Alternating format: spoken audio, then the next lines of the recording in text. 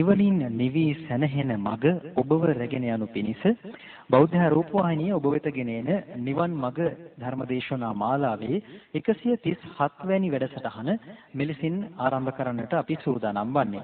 පින්වත්නි, සුපුරුදු ලෙසින් නිවන් මඟ අපව රැගෙන යනු පිණිස ධර්ම සභාවට වැඩමවා වදාළ පූජ්‍යපාද උඩුදුම්බර කාශ්‍යප ගෞරවනීය ස්වාමීන්ද්‍රයන් වහන්සේ අපි සාදු නාදනම් වාපිලිගනිමු. साधु साधु साधु समन्त चक्रवालेषु अत्रा गच्छन्तु देवता सद्धम्मं मुनिराजस् सुनन्तु सग्ग मोक्खदं धम्म श्रवण कालो अयं भदन्ता धम्म श्रवण कालो अयं भदन्ता ධම්ම ශ්‍රවණ කාලෝ අයං භදංතා. සාදු සාදු සාදු. නමෝ තස්ස භගවතු අරහතෝ සම්මා සම්බුද්දස්ස. නමෝ තස්ස භගවතු අරහතෝ සම්මා සම්බුද්දස්ස.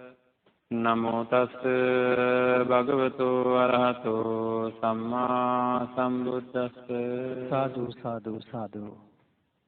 අත්ති භික්ඛවේ ආසවා දස්සනා පහතබ්බාති ආසවා සංවරා පහතබ්බාති ආසවා දිවාසනා පහතබ්බා අත්‍යාසවා පරිවර්ජනා පහතබ්බා අත්‍යාසවා විනෝදනා පහතබ්බා අත්‍යාසවා භාවනා පහතබ්බාති. සාදු සාදු සාදු. සදා බුද්ධ සම්පන්න පින්වත්නි, සම්මා සම්බුදුරජාණන් වහන්සේ දේශනා කරපු ආකාරයට අපේ ජීවිතය සකස් කරගන්න, අපේ චිත්තසංතානයෙන් නැගෙන අපිව යහපත් කරවන අයහපත් කරවන ක්‍රියාවන් වචන වලට මුල් වෙන සිත අපිරිසුදු වෙන නොයේකුත් අපිරිසුදු වෙන වගේම පිරිසුදු වෙන නොයේකුත් චේතනාවල් අපේ තුලින් නැగిලා එන ස්වභාවය අඩු කරලා, කෙටියෙන් කියනවා නම් ආශ්‍රවයන් පීඩාවන් එන ඒවා අඩු කරලා ඒවා නැති කරලා දැමීම සඳහා කළ යුතු වැඩපිළිවෙලයි බුදුරජාණන් වහන්සේ දේශනා කරලා තියෙන්නේ. ඉතින් අපි හොඳටම දන්නවා මේ නිවන් මාර්ග දේශනා මාලාවේදී මේවා ප්‍රායෝගිකව අපේ ජීවිතයට එකතු කරගන්නේ කොහොමද කියලා සාකච්ඡා කරමින් ඉන්නවා කියලා. ඉතින් මේ දිනවල අපි සාකච්ඡා කරන්නේ සබ්බාස්ව සූත්‍රයේ එන දස්සනා පහතබ්බා කියන කොටස. මේ කොටස ටිකක් දීර්ඝව සාකච්ඡා කළ යුතු කොටසක්. ඊයේ දවසේ මම මතක් කරන්න යෙදුනා බුදුරජාණන් වහන්සේ මේ සූත්‍රයේදී දේශනා කළා කියනවා සුතවත් ආර්ය ශ්‍රාවකයා කියලා කෙනෙක්. ඉතින් සුතවත් ආර්ය ශ්‍රාවකයාගේ තියෙන දක්ෂතාවය තමයි එයාට ආර්ය උත්තමයාව හඳුනා ගන්න පුළුවන්කම තියෙනවා. ආර්ය ධර්මය හඳුනා ගන්න පුළුවන්කම තියෙනවා. ආර්ය ධර්මයේ ඉක්මෙන්ද දක්ෂතාවය තියෙනවා. අසුතවත් පෘථග්ජනයා කියලා කියන්නේ ධර්මයේ දන්නේ නැති කෙනා පින්නත් නේ. ඒකට අසුතවත් පෘථග්ජනයාට ආර්ය උත්තමයා හඳුනා ගන්න පුළුවන්කමක් නැත්තේ නෑ. ආර්ය ධර්මය හඳුනා ගන්න පුළුවන්කමක් නැත්තේ නෑ. ආර්ය ධර්මය තුල හික්මෙන්න පුළුවන්කමක් නැත්තේ නෑ. ඔය හඳුනා ගන්නවා කියන එකේදී අපිට පහසුයි අර ධර්මයේම තියෙන උදාහරණයක් අපිට මේකට එකතු කරගන්න පුළුවන්. මේ අය අහලා තියෙනව නේද? දැන් අන්ධ පුද්ගලයෙකුට මණිකක් හඳුනා ගන්න පුළුවන්ද? බෑ. එයාට හැම ගලක්මයි මණික් ගලයි දැනෙන්නේ. කකුලට වෙන පෑගෙනකොට මණික් ගලක් දැවුනොත් අනිත් ගලත් එක්ක වෙනසක් දැනෙන්නේ නැහැ. ඒකට එයාට එහෙනම් හඳුනා ගන්න බෑ. පුංචි ළමයෙකුට, ඉතා පුංචි ළමයෙකුට නිකන් ගලක් දුන්නාමයි මණික් ගලක් දුන්නාමයි එකම විදිහට හඳුනගන්නේද? නෑ. එයා අරකට ආස කරයි ටිකක්. නේද? මණික් ගලට බොහොම කැමැත්තෙන් ඉඳී. හැබැයි ටිකක් වෙලා ගිහිල්ලා ඒක බිම අතල්ලා දානවා. ඒ කියන්නේ අනිත් ගලකට වැඩිය වෙනස්කට පේනවා. නමුත් ඒකේ සම්පූර්ණ වටිනාකම තේරෙන්නේ නැහැ. ඊළඟට මණික් ගැන පරිණත දැනුමක් නැති කෙනෙකුට අපි දුන්න කියන්නකෝ යම් විදිහකින් මණික් ගලක් එයාට හම්බුණා කියන්නේ. නමුත් එයාව සම්පූර්ණයෙන්ම රවට්ටලා කෙනෙකුට වෙනත් දෙයකට මේක ගන්න පුළුවන්ද නැද්ද, මේකේ තියෙන වටිනාකම නියමාකාරයෙන්ම හඳුනාගන්නේ නැහැ. නේද? පරිණත නැති කෙනෙකුට. ඉතින් බලන්න එතකොට පරිණත පුද්ගලයෙක් තමයි මණිකක් හම්බුනොත් ඒ මණිකේ තියෙන වටිනාකම හඳුනාගන්නේ. ඒ වගේ අපි බොහෝම වශයෙන් ධර්මය අහලා නැතුව ඒ ධර්මයේ තියෙන යෙදීම ඒ ධර්මය තුලින් කෙනෙකුට ලැබෙන තත්ත්වයන් මොනවද ඒ මානසික තත්ත්වය වෙනස් වෙන්නේ කොහොමද කියලා දන්නේ නැහැ. අහලා නැහැ. ඉතින් ඒ අසුතව ස්වභාවය නේද? ඒතර රහතන් වහන්සේ ගැන අහලා නැහැ. රහතන් වහන්සේගේ ස්වභාවය ගැන දන්නේ නැහැ. රහත් උත්තමයන්න් වහන්සේ නමක් හැසිරෙන්නේ කොහොමද කියලා අපි අහලා නැහැ. ආන් ඒකෙන්ද මොකද වෙන්නේ? හදිසියෙන් දැන් නිවන් මාර්ග දේශනා මාලාවනේ. මං හදිස්සියෙම කිව්වොත් එහෙම මේ අත්තන්ට දන්නවද? මම තමයි මේ ලංකාවේ ඉන්න එකම රහතන් වහන්සේ. කියලා කිව්වොත් එහෙම පිළිගන්න වෙනවද නැද්ද? අපේ උන්වහන්සේ ඒක තමයි දැන් බණ නේද? බණ ගොඩක් කිව්වා රහත් වෙලා නැත්නම් ඔහොම බණ කියන්න පුළුවන්ද? කියලා කටිය ඇස් වෙන වැඩි. ඒයි රහතන් වහන්සේගේ ස්වභාවය හඳුනා ගන්න අවශ්‍ය කරන අඩුම තරමින් අනුමාන ඥානයක්වත් අපි ළඟ නැහැ. ඒකින්ද බොහෝ දෙනා මොකද කරන්නේ? මුලාවේ වැටෙනවා. සමහර කපටි පුද්ගලයෝ බුදුරජාණන් වහන්සේගේ කාලයේදී මම රහත්යයි කියලාගෙන කටයුතු කරපු බව අපි දන්නවා. නේද? ඒවා ගැන අපි නොදන්නාකමයි තියෙන හින්දා සුතවත් වෙන්න. සුතවත් ආර්ය ශ්‍රාවකයා කුමක්ද ධර්මය කියලා හඳුනා ගන්න දන්නවා. සත්පුරුෂයා කවුද කියන හඳුනා ගන්න පුළුවන්. එයාගේ හිතට කියන්නේ සංඥා වශයෙන් හඳුනා ගන්න පුළුවන්කම තියෙනවා. මේකයි ධර්මය කියලා. ධර්මයත් ඒ වගේමයි. එක ආකාරයේ ධර්මයන් පහළ වෙනවා. බුද්ධ ධර්මයේ මේකයි, බුද්ධ ධර්මයේ මේකයි, බුදුරජාණන් වහන්සේ දේශනා කරලා තියෙන මේකයි එක විදිහට. නමුත් බුදුරජාණන් වහන්සේ දේශනා කරා තමන් තුලින් දැක ගන්න කියලා. ඒකට ධර්මය ගලපලා තමන්ගේ තුලින් තේරුම් ගන්න ගියාම අපිට තේරෙන්න ඕනේ මේක කොයි වෙලාවකවත් මොකක්ද අන්ධ භක්තියෙන් වැළඳ ගන්න ඕන එකක් නෙවෙයි. බුදුරජාණන් වහන්සේගේ දේශනා කරපු ධර්මයේ පියවර වශයෙන් ඉහළම තලයකට යනකම් දේශනා කරලා තිනවා. ඒ තැනට ළඟා වෙන්නේ කොහොමද කියලා. ඉතින් ඒ ධර්මයේ ඉස්සෙල්ලාම අපි අහගත්තොත් ඇහැව්වොත් හොඳට දන්නවා පින්වත්නි මෙන්න මේකයි ධර්මය කියලා. ධර්මය දන්නවා කියන්නේ ධර්මය අවබෝධ කරගන්න කියන එකද? නෑ. අන්න ඒ දැන ගැනීම තියෙන කෙනාව මුලාවටපත් කරන්න බෑ. යා දන්නවා එතකොට මෙහෙමයි මේක වෙන්නේ මෙහෙමයි මේක වෙන්නේ කියලා. ඉතින් ඒකින්ද ශ්‍රුතවත් ආර්ය ශ්‍රාවකයා සත්පුරුෂ ධර්මය හඳුනා ගන්න දක්ෂයි. සත්පුරුෂයා එතකොට සත්පුරුෂ ධර්මයේ තියෙන කෙනාට කියනවා සත්පුරුෂයා කියලා. එතකොට ආර්ය ධර්මයේ තියෙන කෙනාට කියනවා ආර්ය උත්තමයා කියලා. එහෙනම් ශ්‍රුතවත් ආර්ය ශ්‍රාවකයා සත්පුරුෂයාක් දන්නවා සත්පුරුෂ ධර්මයක් දන්නවා. ආර්ය උත්තමයක් දන්නවා ආර්ය ධර්මයක් දන්නවා. ඒ තරම් නෙවෙයි ඒකේ හික්මෙන්ද දක්ෂයි. එතකොට අන්නේ ශ්‍රුතවත් බව මට කොච්චර තියෙනවද කියලා බලා ගන්න. බෞද්ධත්ව විදිහට අපි ඉහළම තලයක ශ්‍රුතවත් භාවයක් ආරක්ෂා කරගන්න ඕනේ. ඒ කියන්නේ ධර්මයේ හොඳට අහලා දැන් අද මේ කාලේ වෙනකොට හරියට අවස්ථාවක් තියෙනවා අපිට පුළුවන් ඒක කරගන්න. නේද? ඉස්සර වගේ නේ තමන් කැමති වෙලාවක බණක් අහන්න පුළුවන්. තමන්ට කැමති වෙලාවක ධර්ම දේශනාවක් ශ්‍රවණය කරන්න. අනිත් කැමති ස්වාමීන් වහන්සේ නමකගේ මේ ධර්මය හොයාගෙන අහන්න පුළුවන්. ඉස්සර නම් ඒ වගේ ස්වාමීන් වහන්සේලා හොයාගෙන ඈත යන්න ඕනේ. ආරංචි මාත්‍රයට යන්න ඕනේ. දැන් එහෙම නැහැ. තමන්ගේ නිවසට තමන්ගේ අතට ඕන වෙලාවක ගෙන්න ගන්න පුළුවන්. නේද? ඒ වගේ උපකරණ හදාගෙන තියෙනවා. අතේ තියෙන උපකරණයකට අපිට ස්වාමීන් වහන්සේ නමක් ගෙන්න ගන්න පුළුවන්කම තියෙනවා. ඒ තරම් තාක්ෂණය දියුණු වෙලා තියෙනවා නවීන තාක්ෂණය. ඉතින් අන්න ඒ තාක්ෂණික විද්‍යාවේ දියුණුවත් එක්ක ධර්මයේ ගවේෂණය කරන අයට හරි පහසුවක් ලැබිලා තියෙනවා. ඉතින් ඒකද සුතවත් භාවය අපි ඇති කරගන්න ඕනේ. සුතවත් ආර්ය ශ්‍රාවකයා මෙනෙහි කළ යුතු දේ දනි, මෙනෙහි නොකළ යුතු දේ දනි. මෙනෙහි කළ යුතු දේ මෙනෙහි කරයි, මෙනෙහි නොකළ යුතු දේ මෙනෙහි නොකරයි. මොකද්ද මේ? පින්නත්නි අපේ හැම දෙයක්ම ක්‍රියාත්මක වෙන්නේ කොහොමද කියලා බලන්න. හිතේ අපේ సంతానගතව ඇති වෙන හැඟීම නෙවෙයිද මේ අපිව ක්‍රියාත්මක භාවයට යවන්නේ. දැන් මම හැමදාම කියන්නේ කවුරු හරි ඇවිල්ලා මෙතෙන්ට ඇවිල්ලා දැන් මේ අයට පේන්න, මේ අයට ඇහෙන්න මට බැනගෙන යනවා. හිතන්න පොඩ්ඩක්. මට කවුරු හරි බැනගෙන යනවා. මේ අය මොනව කරයිද?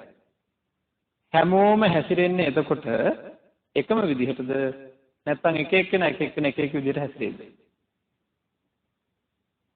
මොකද කියන්නේ? මට මෙතෙන්ට එලා කවුරු හරි බැනගෙන යන්න පටන් ගත්තොත් සමහර අය ගහන්න පණි. නේද? සමහර අය බණි. සමහර අය උපේක්ෂාවෙන්දී මොකක් හරි අපි හොයාගමු බලන්න කියලා. නේද? සමහර අය කුතුහලයෙන් ඉඳී. සමහර අය උපේක්ෂාවෙන් ඉඳී. එක එක්කෙනාගේ හැසිරීම එකම සිද්ධිය දකිද්දී අහද්දී අරමුණු වෙද්දී අපේ ඉන්ද්‍රියන් වලට අපි එක එක්කෙනාට ඒ සිද්ධිය දැනෙන්නේ ඒ සිද්ධියේ හින්දා හැඟීම් පහළ වෙන්නේ එකම විදිහටද නැත්නම් එක විදිහටද? එක විදිහට. නේද? අන්න ඒ හැඟීම මොනවා හරි තැනකදී අපිට පහළ වෙන හැඟීම පහළ වෙන චේතනාව පින්නත්නි නිවැරදි නම් ආන්ගේ නිවැරදි චේතනාව නම් නිවැරදි ක්‍රියාව සිද්ධ වෙනවද නැද්ද? වැරදි චේතනාවක් තිබිලා නිවැරදි වචන කියවේද? වැරදි චේතනාවක් තිබිලා නිවැරදි ක්‍රියා කරවේද? නෑ. එහෙනම් අපි හැම වෙලේම අපේ චේතනාව දිහා බලන්න ඕනේ. දැන් සමහර වෙලාවල් තියෙනවා මම හැමදාම එකක් කියනවා මේ එකම සිද්ධියේදී අපිට චේතනා දෙකක් සැරෙන් සැරේ පහළ වෙනවා. උදාහරණයක් විදිහට කවුරු හරි වැරදි වැඩක් කරනවා. හරි? මට ගහන්න හිතෙනවා. නැත්නම් බයින්න හිතෙනවා. නැත්නම් මම දන්න කෙනෙක් කෙරෙහි මට කේලම් කියලා බිඳවන්න හිතෙනවා. ඒත් එක්කම මට හිතෙනවා අයියෝ එහෙම කරන්න හොඳ නැහැ. එහෙම කරන එක පව් වැඩක්. නේද කියලා පැහැදිලි කරලා දෙන්න. එතකොට ආයෙ හිතෙනවා නෑ ගහන්නමයි තියෙන්නේ කියලා හිතෙනවා. ආයෙ හිතෙනවා නෑ මේක ඔය වගේ එකම සිද්ධියට දෙපැත්තට සිතුවිලි දෙකක් එන වෙලාවල් තියෙනවද නැද්ද ජීවිතේ? ඒ වෙලාවට අපි તો කාට හරි ගහන්න ඕනේ කියලා හිතනවා නෑ ගහන්නේ නෑ කියලා හිතනවා. බයින්න ඕනේ කියලා හිතනවා බයින්නේ නෑ කියලා හිතනවා. බයින්න ඕනේ නෑ කියලා හිතනවා. ඒ වගේ සිද්ධි දෙකකට අදාළව හැඟීම් දෙකක් විරුද්ධ හැඟීම් දෙකක් පහළ වෙනකොට ක්‍රියාත්මක භාවයට යන්නේ කොහොමද? ක්‍රියාත්මක භාවයට යන්නේ කොහොමද? බයින්න ඕනේ බයින්න නැතුව ඉන්න ඕනේ කියලා සිතුවිලි දෙකක් එනවා අපිට. ඒ දෙක ප්‍රතිවිරුද්ධයි. ක්‍රියාත්මක භාවයට යන්නේ කොහොමද? බයින්න ඕනේ කියන එක. නෑ බයින්න ඕනේ නෑ කියන එක. හොඳට විශ්වාසද? හැමෝටම නෑ සමහර කට්ටියට බයින්න ඕනේ කියලා සමහර කට්ටියට බයින්න ඕනේ නෑ කියලා. එක්කෙනෙක්ම ගත්තොත් එකම සිද්ධියේදී සමහර වෙලාවට බයින්න ඕනේ ගහන්න ඕනේ කියලා හිතන අතරේ සමහර වෙලාවට වෙනස් වෙනවා.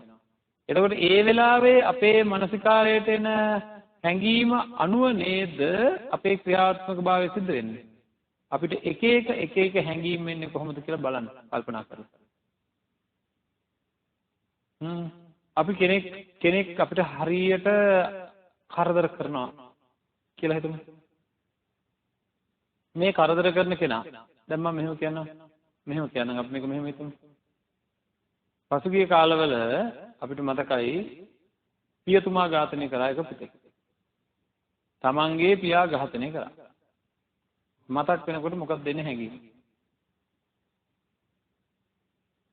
මතක් වෙනකොට මොකක්ද? මම මෙතෙන්ට එක්කන් ආවොත් මොනවා වෙයිද? තාත්තව ඝාතනය කරපු දරුවාව ගෙන්නලා මං පෙන්වන මෙයා තමයි තාත්තා මැරුවේ කියලා.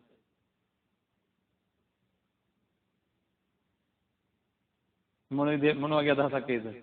අනේ කියලා හැම අනුකම්පාවක් වගේ නෑ එන්නේ නෑ තරහක් එනවා නේද? තරහ හැඟීමක් උපදිනවා. හොඳයි අපි අපි මෙයා ගැන මෙනෙහි කරන විදිහ අපි කොහොමද මෙනෙහි කරන්නේ? මෙයා තාත්තා මරුවා මෙයාට තාත්තා මරන්න ඉතින් කොච්චර තාත්තා දුක් විඳින්නේ නැද්ද? ගොඩාක් දේවල් මෙනෙහි කරනවා. හොඳයි අපි හිතමු මෙයාගේ මරණය මේ තාත්තගේ මරණය සිද්ධ වීම පිළිබඳ සිද්ධිය මම හොයාගන්නවා. හොයාගත්තාම බලනකොට එයාගේ තාත්තා හරියට අම්මට කරදර කරන, පවුලේ අයට කරදර කරන, බොහෝම හිරිහැර කරන කෙනෙක් කියලා හිතන්න. ඊට පස්සේ බලනකොට එක දවසක අම්මව පෙරලගෙන මරන්න යනවා. ආන් ඒ වෙලාවක ළඟ තියෙන පොල්ලක් කරන තාත්තට පාරක් ගහනවා. හරි. එතකොට තාත්තා මැරෙනවා. හරි. දැන් මොකද කියන්නේ?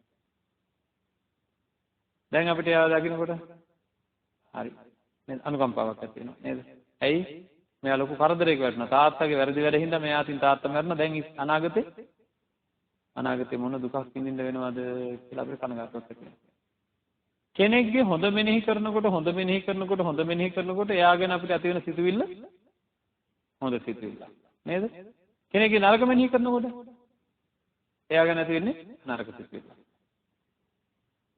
සමහර ස්වාමී දියණියන් කවුරු හරි හම්බුන ගමන් තමන්ගේ ස්වාමියා ගැන කියන්නේ මොනවද? මොනවද කියන්නේ? හොඳමද?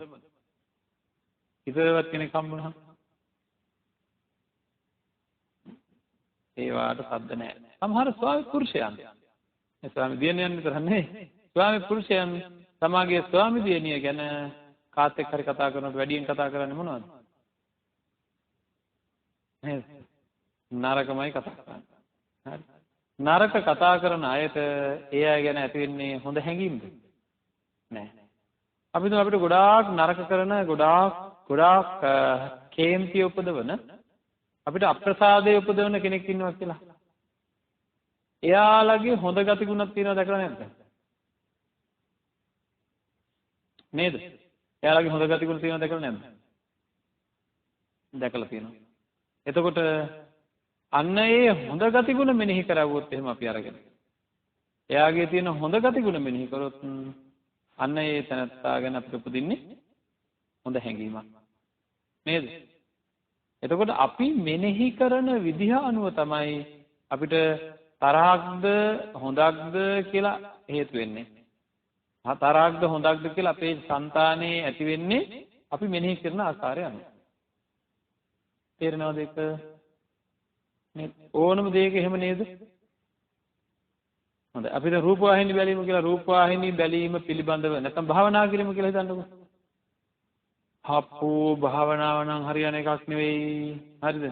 එතකොට දැන් මේ හැමෝම භාවනා කරොත් එහෙනම් මොකද වෙන්නේ? කාර්යාලයක වැඩ කරන එකක් නැති වෙයි.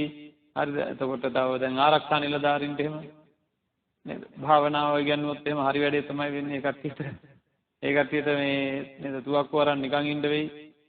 තුවක්කුව අරගෙන භාවනා කර කර ඉඳී ඔන්නෝම මෙනෙහි කරනවා කවුරුත්. ඒතකොට එයාලා දැනෙන්නේ මොකද්ද? අම්මෝ භාවනාවේ මොකද්ද භාවනාව කරොත් එහෙනම් පිස්සු හැදෙනවා. අහලා තියෙනවා කියලා අන්න එහෙම හිතනකොට වෙන්නේ මොකද්ද? භාවනාවට හිත නැමෙන්නේ නැහැ. නේද? හොඳයි. තව කෙනෙක් මේ ගැන කරුණු හොයාගෙන හරියට මෙනෙහි කරනවා. භාවනාව කරන කෙනාගේ මානසික තත්ත්වයයි දියුණු වෙන්නේ. නේද? එතකොට අපි හිතමුකෝ අත්‍තරම බොහොම කාර්යබහුලව වැඩ කරන්න වෙන කෙනෙක් කියලා අපිට අත්‍තරම හිතමු තුවක්කුවක් අතේ තියන්නේ ආරක්ෂක නිලධාරියෙක් කියලා. ඒ තුවක්කුව භාවිතා කිරීමේදී ඒ තැනත්තාට නිවැරදි තීරණ ගන්න, කලබල නැතුව තීරණ ගන්න. නේද? ඉවසීම පුරුදු කරන්න. අතුලාන්ත හික්මීම පුරුදු කරන්න භාවනාව කොච්චර වටිනවද? හොඳයි ඒ ටික මෙනෙහි කරොත් කියයි හැම වෙලේම මොකද මේ තුවක්කුව අතේ තියාගෙන ඉඳලා භාවනා කරන්න කියලා නෙවෙයි කියන්නේ. නේද? අනිත් වෙලාවෙයි භාවනාව කරන්නේ. පින්වත් මේ ලෞකික ජීවිතයේ දියුණුවට, දරුවන්ගේ නොහික්මීම් නැති කරගන්න.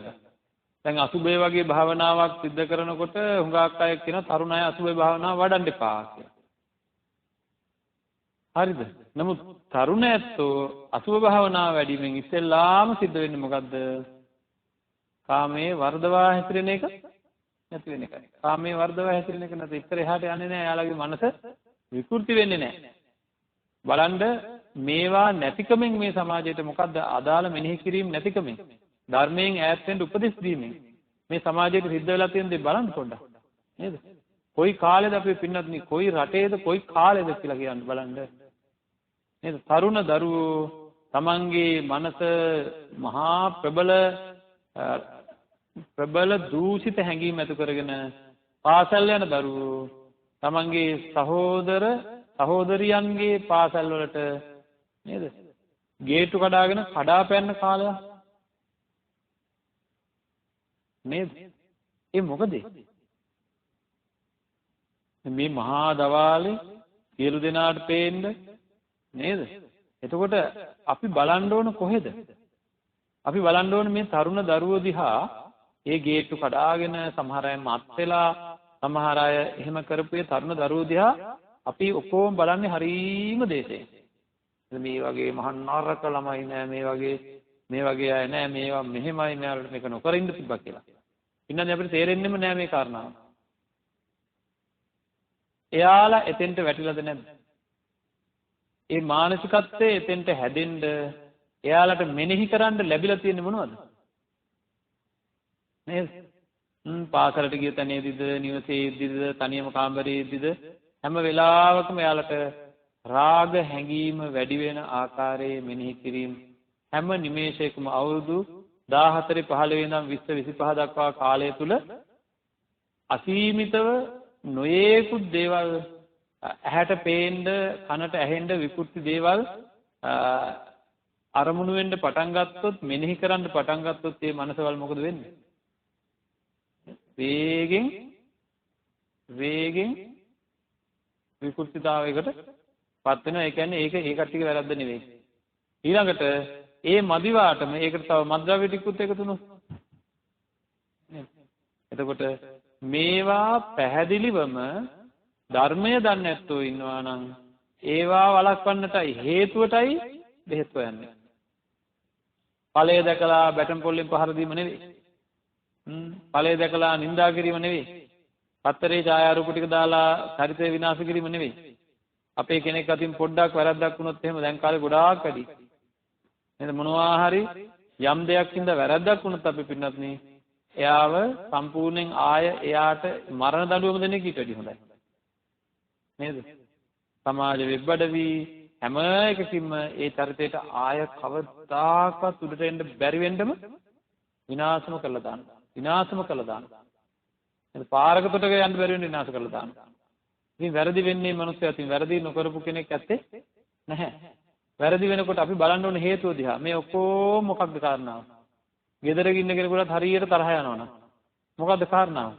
එයා වැරදි මෙනෙහි කිරීමක ඉන්නවා. වැරදි මෙනෙහි කිරීම හින්දා යාට වැරදි සිතුවිලි හරියට පහළ වෙනවා. ආන්ගේ සිතුවිලි පහළ වෙනකොට ඒ සිතුවිලි ක්‍රියාත්මක භාවයට යන තත්ත්වයටපත් වෙනවා. ඒකින්ද අපි ඔක්කොමලා මේ ඔක්කොම සමාජය දිහා හොඳට බලලා අපිට තීරණයකට එන්න ඕන. ටික ධර්මානුකූල සිතුවිලි අපේ ජීවිතවලට එකතු වෙන්න ඕන. ඒක ප්‍රායෝගිකව එකතු වෙන්න ඕන පින්නත් නේ. ගෙදරින් පටන් ගන්න ඕනේ. අද අපි ලොකු ධර්මයේ කතා කරලා ප්‍රායෝගිකව අපි මෙතෙන්ට එන්නේ නෑ. හුඟක් දෙනෙක් එන්නේ නැහැ පින්නත්. හරිද? ගැඹුරෙන්ම එන්න ඕනේ එතෙන්ට. හරිද? අනුන්ගේ නරක ක්‍රියා අනුන්ගේ නරක වචන දැක එයා මේ වෙනකම් මට කරපු හොඳ දේ දිහා ඇයි මම බලන්නේ නැත්තේ? ඇයි මම මෙනෙහි කරන්නේ නැත්තේ? හරිද? එතකොට මට එයාගේ නපුරු දේවල් දිහා නපුරු ක්‍රියා දිහා හේතුවත් එක්ක මං හරියට බලපුවාම මට එයා ගැන හොඳ සිතුවිලි පහළ වෙන්න පටන් ගන්නවා. හරි? ඒ හේතුවත් එක්ක මේකයි මේක වෙන්න හේතුව මෙයා බොහොම අසරණ කෙනෙක් බව මං අහනවා මේ පින්නත් අයගෙන්. වැරදි කෙරිච්ච වෙලාවක් පොඩ්ඩක් ගන්න. නේද? හොඳට රණ්ඩු වෙච්ච වෙලාව මතක් කරන්න. මේ මෙතන ඇතිනේ ඕන තරම් පාසල් යන කාලේ හරි ගෙදර හරි කාත් එක්ක හරි හොඳට බහිම්බත් කියාගෙන රණ්ඩු වෙච්ච නැති කෙනෙක් නැහැනේ. නේද? හොඳට බැනගත්ත වෙලාවක් මතක් කරන්න. ඒ වෙලාවේ කොහොමද? නේද? තාරපය පයින්නවා වගේ ඉන්නේ. නේද? අර පැත්තෙන් වචන එනකොට මේ පැත්තෙන් 10ක් කියන්නේ මේවා වෙවුලනවා. නේද? කරන්ට් එක දාපු රූකඩයක් වගේ ඒකට ඒ වෙලාවට.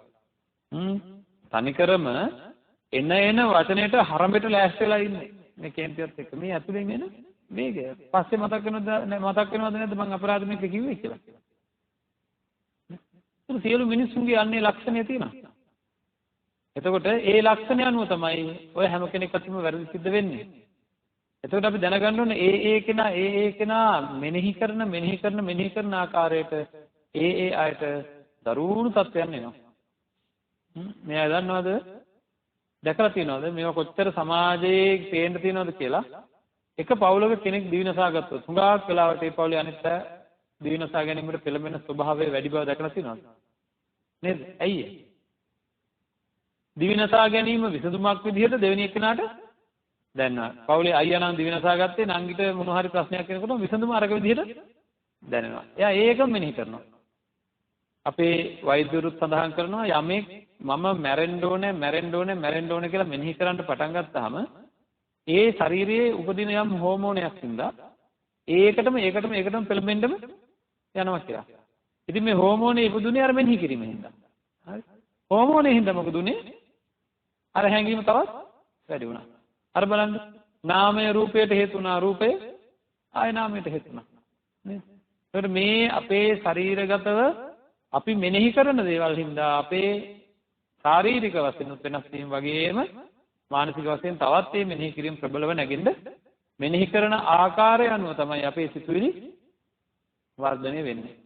එහෙනම් හැම වෙලේම නිවැරදි මෙනෙහි කිරීම අපි හොයාගන්න ඕනේ. නිවැරදි මෙනෙහි කිරීම මොකක්ද කියලා බලලා මං කියන්නේ අපි දැන් හෙට දවසේ කතා කරමු මේ අතීතයට හිත යන්නේ ඇයි, අනාගතයට වර්තමානයේ හිත රඳව ගන්න බැරි ඇයි, අනාගතයට හිත ප්‍රාර්ථනා වශයෙන් යන්නේ ඇයි, අතීත අනාගත වර්තමාන යා කරන මම කියලා හැඟීමක් අපිට හැදිලා තියෙන්නේ ඇයි කියන එක පිළිබඳව හෙට දවසේ අපි සාකච්ඡා කරනවා. නමුත් අද දවසේත් මට මේ කියා ගන්න ඕන වෙලා තියෙන්නේ මේක ප්‍රායෝගිකත්වයකට ගන්න කියලා. හරි?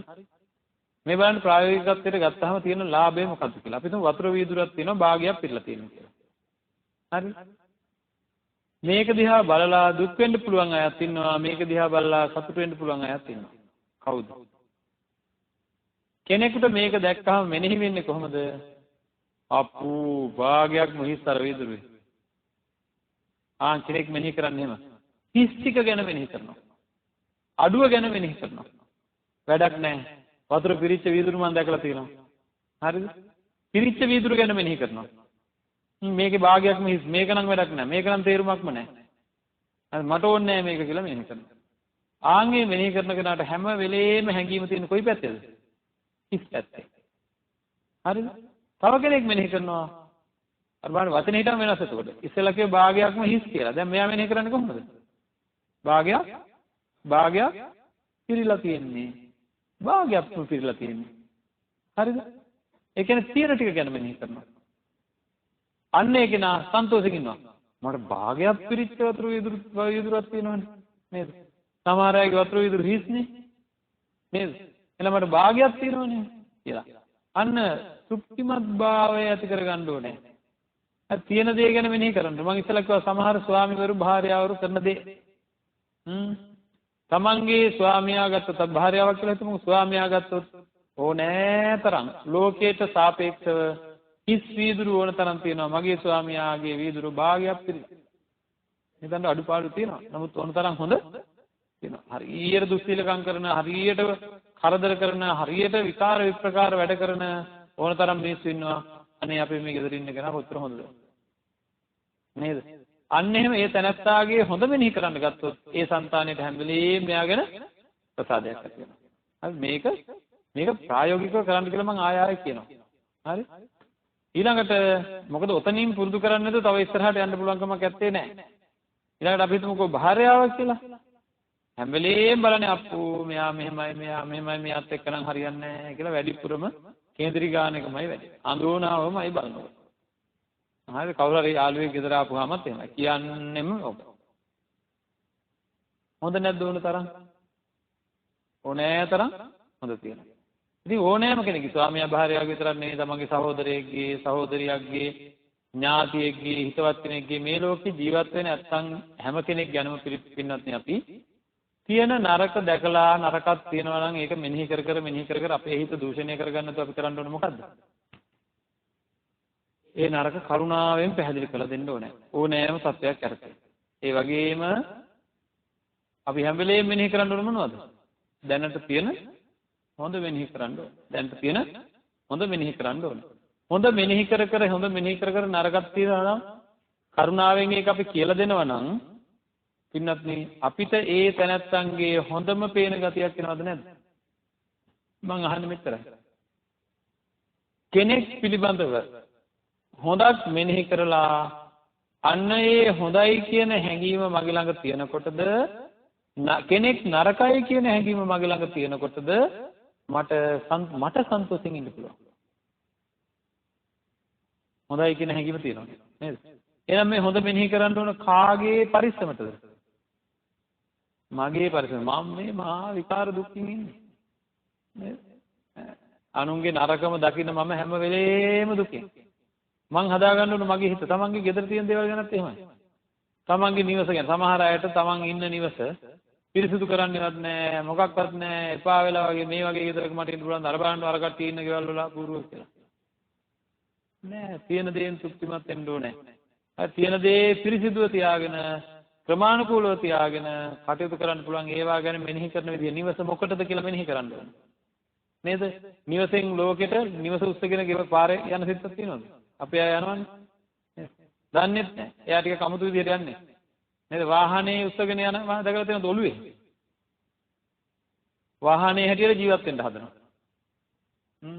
කියනවත් එක්ක අර જાතිය වාහනයක් නැත්නම් දැන් ඉතින් වැඩක් නැහැ මේ කාලේ නේද අපිට තියෙන තත්ත්වය මොකද්ද අහයන් තත්ත්වයක් හදන්න හදනවා වාහනයකින් නේද දෙකෙන් සිද්ධ වෙන දේ අදාළ තැනදී රස්තියාදු කරන්නේ නැතුව මහන්සි අඩුවෙන් මට යන්න පුළුවන් මොනවා හරි ගමනක් යන්න පුළුවන් වාහනයක් තියෙනවා හොඳයි ඒක නේද ඒ විදිහට අවශ්‍ය දේ විතරක් මෙනෙහි කරොත් වෙනන්නේ අපිට තියෙන පීඩනය හොඳටම අඩු වෙනවා නැත්නම් අපි හරි පීඩිතව ඉන්නේ ඒකද මේ මෙනෙහි කරන විදිහ ගැන හොඳට කල්පනා කරලා ඒක ඉතා ප්‍රායෝගිකව සකස් කරන්න ඕනේ Tamanට විසම සිතුවිල්ලක් එද්දී හරි විසම සිතුවිල්ලක් එද්දී මම දැනගන්න ඕනේ මට මේ අමාරුකම් සහිත ඒවා ආවේ වෙන මොකක්වත් හින්දා නෙවෙයි අමාරුකම් සහිත වැරදි සිතුවිල්ලක් මේ ආවේ විසම සිතුවිලි ආවේ මම ඒක ගැන මෙනෙහි කරන විදිය හොඳ නැහැ හින්දා අනුන්ට බයින්ද යන්නම එපා අනුන් හින්දා මගේ හිත රිදෙනවා කියලා කියන්න යන්නම එපා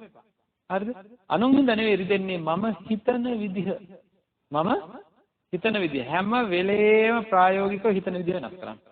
ඉතින් බුදුරජාණන් වහන්සේ මේ සූත්‍ර ධර්මයේ දේශනා කරන්නේ තියෙන ආශ්‍රව නැති වෙන නැති ආශ්‍රව ඇති වෙන්නේ නැති ආකාරයට මෙනෙහි කරන්න ඕනේ කියලා. හරි? ඒ වගේම හැම වෙලේම අපි මොනවද මේ ආශ්‍රව කියන්නේ මම මේ දවස් ටිකේම කියලා දුන්නා. අපේ හිතේ ඉන්නකොට දැන් මේ බණ අහනකොට පවා පොඩ්ඩක් අපි විවේකීව ඉන්නකොට හෝ නැත්නම් මේ මොහොතේදී ක්‍රියාත්මක භාවයේ තියෙන ඇතුළටම දැනෙන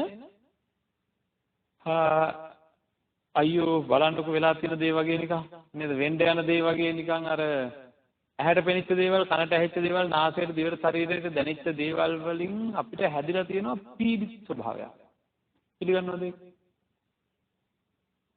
ඒ කියන්නේ මොකද්ද මේ මට වෙනස් වෙලානේ මේ දේවල් මට මෙහෙම තිබ්බනම් හොඳයි මට මෙහෙම තිබ්බනම් හොඳයි මට මෙහෙම තිබ්බනම් හොඳයි කියලා අර තිබිය යුතු ආකාරය ගැන ඇතුළෙන්ම නැගෙන රිදීමක් තියෙනවා පශ්චාත්තාවයක් තියෙනවා මෙහෙම වෙන්න ඕනේ මෙහෙම වෙන්න ඕනේ මෙහෙම මට මෙහෙම තිබුණා දැන් මෙහෙම නැහැ කියලා අන්න ඒ වගේ ඒ එන්නේ රිදීම් ඒවා වෙලාවකට තීව්‍රයි කටුකයි බොහොම අපහසුයි අන්න ඒවාට කියනවා ආශ්‍රව කියලා අන්න ඒ ආශ්‍රවයක් Tamanට නැගෙනකොට Taman දැනගන්න ඕන ආශ්‍රවයක් නැගුණා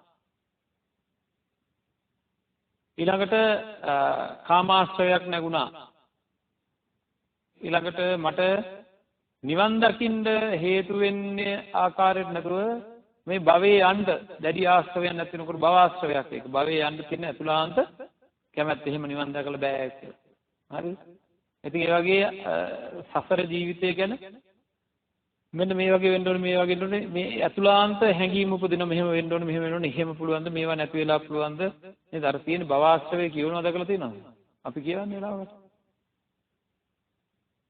දැන් නිවන් දකින්න ඕනේ කියන දිනේ කොච්චර එහාද දන්නේ නැහැ මෛත්‍රී බුද්ධ ශාසනය දක්වා ගිහිල්ලා මෙතේ බුදුන් දැක නිවන් දකිත්වා කියලා මේ ශාසනය තියෙද්දී ඒ එතනින් එහාට වෙන විසාකාව මල්ලිකාව කිකේ මේල පළඳනාව කිකේ තියෙන නේද මං යන්න ඕන දුර මෙහෙම සැප විඳලා ඔය වචන කියාගෙන පැයක් කියයි විඳලා කියන පැයක් කියයි අවසානයේ අන්තිමට නේද නිවන් දකින්න ඕනේ කියලා මොන ආශ්‍රයද භවයේ යන්න තියෙන කැමැත්ත ඉතින් ඒ වගේ සමහර දේවල් ගැන පින්නත් මේ ආශ්‍රව උපදින්න හේතු වෙලා තියෙන්නේ අවිද්‍යාව නොදන්නකම හරිද නොදන්නකම හින්දා අපි හුඟා දේවල් වලට කැමැත්ත තියෙනවා ආසාව උපදිනවා අපි හිතමුකෝ මට හම්බෙලා තියෙනවා වටිනාකමක් නැති මොකක් හරි උපකරණයක් තෑග්ගක් කියන්නේ වටිනාකමක් නැහැ නමුත් මම දන්නේ නැහැ මේක වටින්නේ නැහැ කියලා හරි මම හිතාගෙන මේ ගොඩාක් වටිනවා කියලා මට ඒක පිළිබඳ ආශ්‍රව උපදිනවද නැද්ද? මම ඒක පිළිබඳ ලොකු ආසාවකින් ඉන්නවා. හැබැයි මම ඒකේ වටිනාකමක් නැහැ කියලා දැනගත්ත ගමන් ඒ ආසාව අඩු වෙනවා. එහෙනම් අවිද්‍යාව හින්දා අපේ හිතවල මෙන්න මේ තැවිලි දැවිලි සහිත ආශ්‍රව උපදිනවා. ඉතින් මෙන්න මේ පංච උපාදානස්කන්ධය පිළිබඳ නොදන්නකම. එතකොට ඒවා පිළිබඳව අපි තේරුම් අරගෙන අපේ හිතේ ආශ්‍රවයක් උපදිනකොට නියම මෙනෙහි කිරීමට වැටෙන්න ඕනේ. හරිද? දැන් ඒ කියන්නේ අපි සාමාන්‍ය ජීවිතයේ සාමාන්‍ය වශයෙන් මෙනෙහි කර මේක අත්හදා බලන්න. හරි ලොකු උත්සාහයක් ගන්න වතුර විදුලේ පිරිච්ච තැන හදාගන්න මේක තමයි අවශ්‍ය කරන්නේ. මේක සාමාන්‍ය ජීවිතේ ඕනම තරහකාරයෙක් ගැන හරි. ගෙදර ඉන්න අය ගැන හරි. අද ඉඳන් පටන් ගන්න මං කියන හින්දා. හැම වෙලේම කොහේ හරි ලියලා තියාගන්න හැබැයි. ලියලා හරි පේන තැනක තියාගන්න. මම අනුන්ගේ හොඳ මෙනෙහි කරනවා. මම අනුන්ගේ හොඳ මෙනෙහි කරනවා. නරක මෙනෙහි කරන්නේ නැහැ. නරක ඉක්මනට කියලා දීලා හදන්න ලෑස්ති කරනවා. එක සැරයක් දෙසරයක් කියලා දීලා නිකන් ඉන්නවා. මම මෙනෙහි කරන්නේ නැහැ. මං අනුන්ගේ නරක මෙනෙහි කරන්නේ නැහැ. හරිද? ආන් ඒ විදිහට අපිට බයිද ප්‍රායෝගික වෙන්න ඕකද? බලන්නකො ගෙවල් කොච්චර සුන්දර වේද කියලා එහෙමම. හැමෝම එකිනෙකාට හරීම නේද? හරීම කරුණාවෙන් මෛත්‍රියෙන් කතා කරන ස්වභාවයට දැනට අනේ මට නම් හරියන්නේ නැහැ, මට නම් මේ ගෙදර හරියන්නේ නැහැ, මේ කට්ටිය හරියන්නේ නැහැ කිය හිටිය අය හරිද? හොඳ ටික මෙනෙහි කරන්නකෝ බලන්න ටික දවසක්. ඊළඟට බොහොම ලස්සන ජීවිතය අනේ අපේ තාත්තේ, අපේ අම්මේ, අපේ දුවේ, පුතේ කියලා හරිද? අපිට මේ අන්න ඒ වගේ ගෙදර බොහොම පහසු තැනක් වෙයි. සමාජයේ බොහොම පහසු තැනක් වෙයි.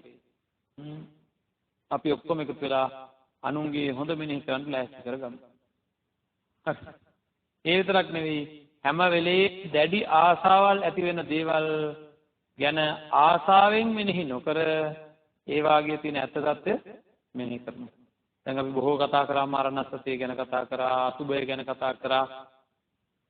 ඒ ඔක්කොමත් මෙනෙහි කිරීමද නැද්ද?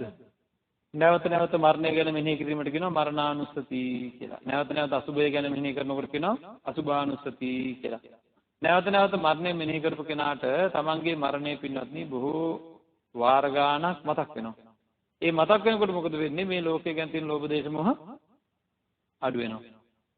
අසුබය මෙනෙහි කරපු ඇත්තන්ට මොකද වෙන්නේ? නොයේකුත් ශරීර දකින්නකොට මේ වහගෙන ඉන්න රෙදි කඩ විනිවිද යනවා විතර නෙවෙයි, එතනිනුත් චුට්ටක් එහාට තව විනිවිද යනවා. හරි? ඒ කියන්නේ හැමත් චුට්ටක් විනිවිද යන තත්ත්වයටපත් වුණොත් එහෙම ඒ ශරීර ගැන ආසාවල් උපදීද? දැන් මේ ඇඳගෙන ඉන්න ඇඳුම විනිවිද ශරීරය දකින්න ස්වභාවයක් මනසක තියෙනවා. ඒ මේ ඇඳුමට වැඩිය ඝනකම අඩු හැම චුට්ටක් ඇතුළට ගිහිල්ලා දකින්න විදිහට අපේ මනස හදාගත්තා නේද? ප්‍රශ්න ගොඩාක් ඉවරයි. එහෙනම් මෙනෙහි කරන්න ඕන ආකාරය ධර්මයේ හොඳටම තියෙනවා. ආශ්‍රව නැති වෙන්න ඕන විදිහට මෙනෙහි කරන්න ඕන ආකාරය. ඒව දන්නේ කවුද? සුතවත් ආර්ය ශ්‍රාවකයා. හරිද? එයා අනිත් අය දන්නේ නැහැ. එයාලා දන්නේ නැහැ බුද්ධ ආගම කියන්නේ මොකක්ද කියලා. ඒ කට්ටිය මල් විතරක් පූජා කර කර ඉන්නවා මෙන්න. පහන් විතරක් පූජා කර කර ඉන්නවා. දාන විතරක් දෙදී ඉන්නවා. ඉතින් ඊට එහාට ගිය ඊට ඔබට ගිය අපේ సంతානය ප්‍රබලවම නිවැරදිම තැනට සකස් කරන ධර්මය තමයි බුද්ධ ජානවාද. යාදිසං වපතේ බීජං සාදිසං හර්ති පරම. වපුරන විදිහට තමයි අසන්නේ. යමේ තල ඕන කෙනෙක් තල වපුරන්න ඕනේ. මුං ඕන කෙනෙක් මුං වපුරන්න ඕනේ. නේද? වී ඕන කෙනෙක් වී වපුරන්න ඕනේ. වපුරපුවාම එක තල ඇටයක් වපුරපුවාම මේ තල ඇටෙන් තල කීයක් ගන්න පුළුවන්ද? නේද? එහෙනම් Tamanට මෛත්‍රියෙන් ජීවත් වෙන්න ඕනේ. මෛත්‍රිය කියන අදහසෙන් හැම වෙලේම ඉන්න ඕන නම් මොකද කරන්න ඕන? මෛත්‍රිය වපුරන්න ඕනේ. ඒ කියන්නේ මෛත්‍රී සිතුවිලි බලෙන් ඇති කරගන්න ඕන. ආන් ඒකට කියන මෛත්‍රී භාවනාව කියලා. හරි? ඒකට අසුබ හැඟීම් උපදවාගෙන ගන්න ඕනේ. විෂම හැඟීම් වලින් අයින් වෙන්න ඕන වුණාව තියෙන අය මොකද කරන්න ඕන?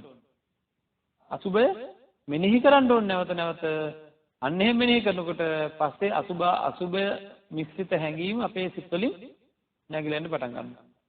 එහෙනම් දක්ෂ ගොවියෙක් තමන්ගේ වගාබිමේ තමන්ට අවශ්‍ය දේම නිෂ්පාදනයක් විදිහට ලැබෙන විදිහට වපුර ගන්නවද නැද්ද?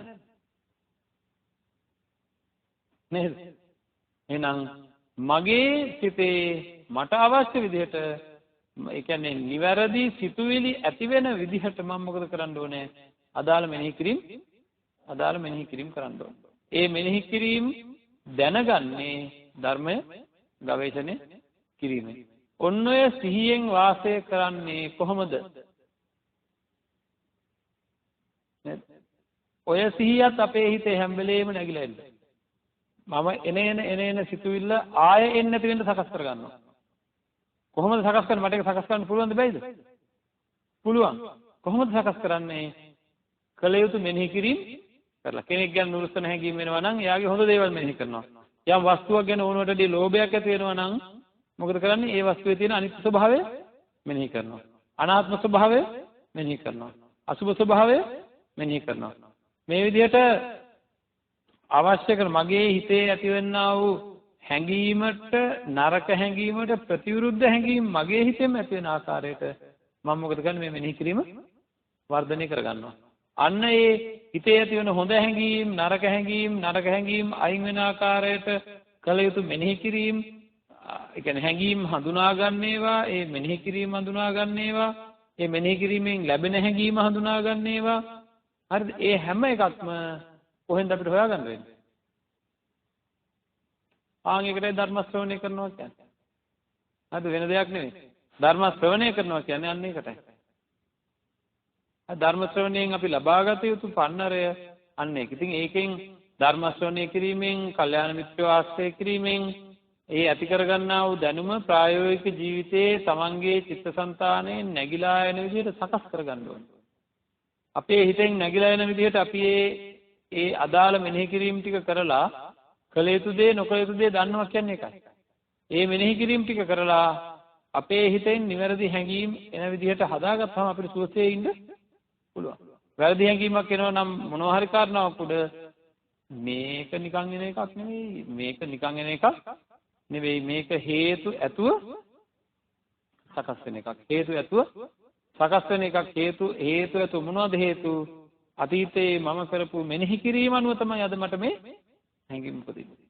ඒකින්ද හැම වෙලේම හැම නිමේෂයකම තමන්ගේ පැත්තෙන් ආයුතු හැඟීම පිළිබඳව විමසිලිමත් වෙන්න.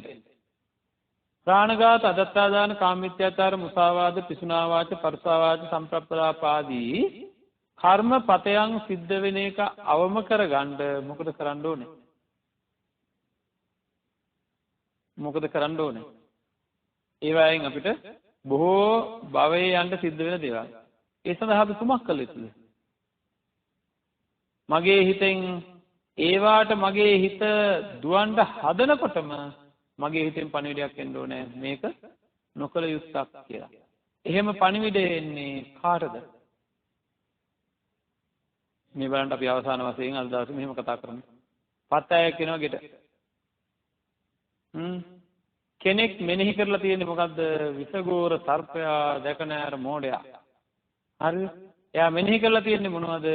අතීතයේ මේ වගේ පත්තෑයෙක් ඇවිල්ලා මගේ දරුවාව කෑවාය, මගේ අපේ අහවල් ගෙදර අහවල් කට්ටියට දෂ්ට කරාය කියලා ඔන්න දැන් පත්තෑය ගැන දන්නවා.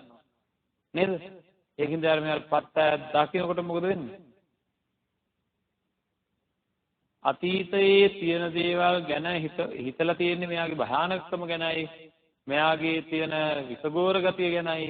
ආන්ගේ ගැන හිතලා තියෙන හින්දා අර තැනට පෙරප්පුවක් මතට එන්නේ නැහැ. නේද? ඝාතනය කරන්න හදන. තව කෙනෙක් මෙන්න මේ ටික මෙනෙහි කරලා තියෙනවනම් මෙයාගේ ශරීරය දැන් පොඩි වෙනවා. මෙයාට මම සෙරප්පුවකින් ගහපුවාම මෙයා චරු යනවා. මෙයාගේ ශරීරය මේ පොළවේ ඇලෙනවා. මේ අත් ටික ඔක්කොම මහා වේදනාවකින් දඟලනවා. ඊළඟට එළියට දාපුවාම පණ පිටින්ම මෙයාව කූමි කනවා.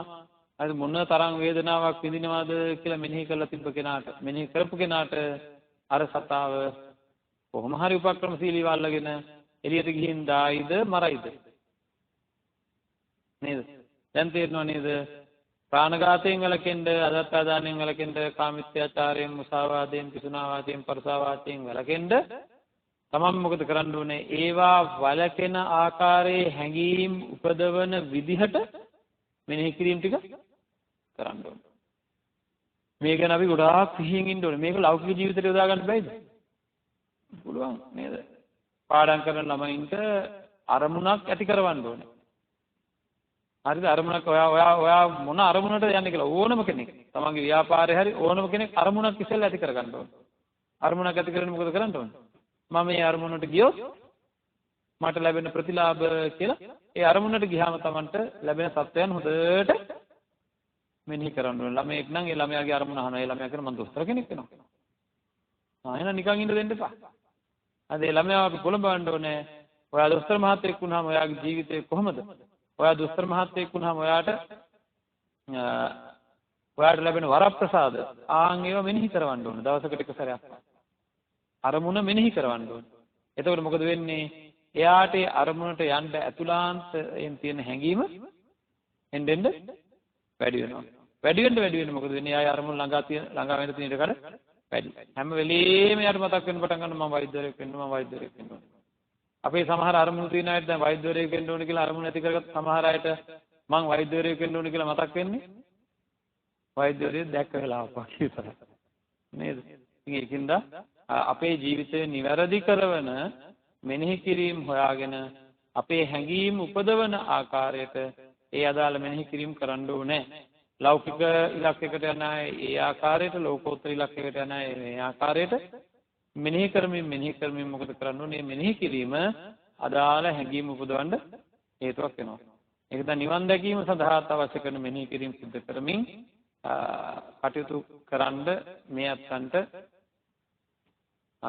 මේ ධර්ම දේශනාමය කුසල ධර්මයේ හේතුවක් වේවා කියලා ප්‍රාර්ථනා කරන උතුම් නිවනින් සැනසෙන්න සියලු ආශ්‍රයයන් දුරු කරගන්න මේ ධර්ම දානමය පුණ්‍ය කර්මය හේතුවක්ම වේවා. හැම දිනාටම උතුම් සැනසීමෙන් සැනසෙන්නට මේ පින් හේතු වේවා කියලා ප්‍රාර්ථනා කරනවා.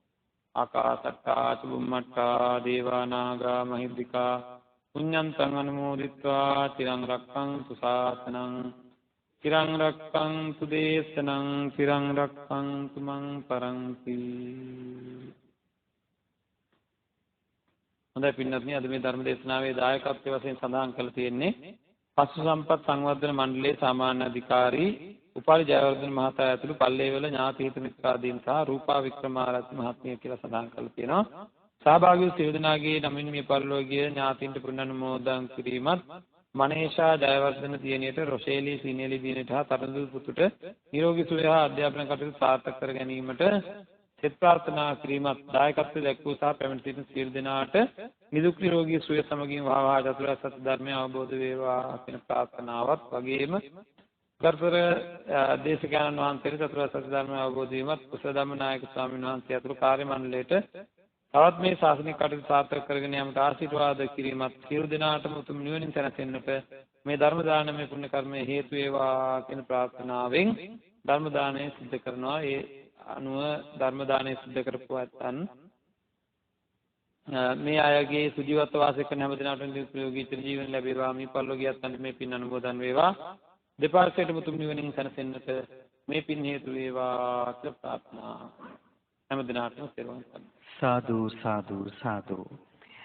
නිවන් මඟ අපව රැගෙන යන පිණිස පුරා හෝරාවක් ධර්ම දේශනා කළ කුසල මහිමෙන් පූජ්‍යපාද උඩුදුම්බර කාශ්‍යප ගෞරවනීය ස්වාමීන්ද්‍රයන් වහන්සේට නිදුක් නිරෝගී චිරජීවනයේම සැලසේවා. සාදු සාදු සාදු. දායක පින්වත් පිරිසට ගෞරවනීය ස්වාමීන්ද්‍රයන් වහන්සේ වෙත පරිස්කාර පූජා කරන්නට අවස්ථාව ලබා දෙමින් දැන් අපි උතුම් වූ සංඝ රත්නය වන්දනා කරමු. සාදු සාදු සාදු.